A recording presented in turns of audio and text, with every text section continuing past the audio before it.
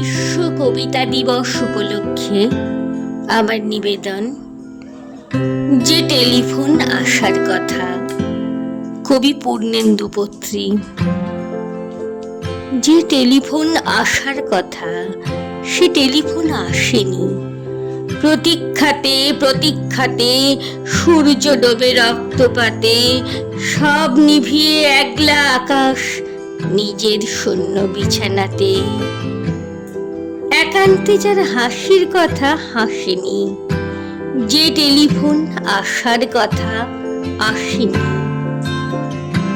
অপেক্ষমান বুকের ভিতর কাঁসর ঘন্টা, খাঁখের উলু, 100 বনের বাতাস, সে একটা গাছে হুলুস্থুলু।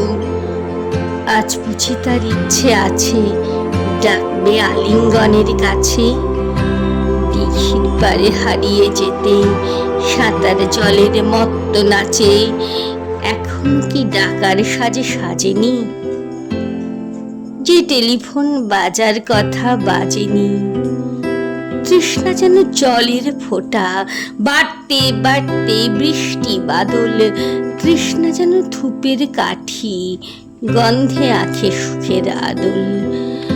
খা খা মনের সবটা খালি, মরা নদীর চড়ার বালি। অথচ ঘর দুয়ার জুড়ে তৃষ্ণা বাজায় করতালি। প্রতীক্ষাতেই প্রহরবিহীন আজীবন ও সর্বজনীন।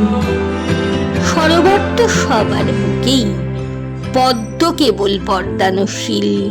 স্বপ্নকে দেয় সর্বশরীরে, সমক্ষে সে ভাসে না। যে টেলিফোন আসার কথা সচরাচর আসে না।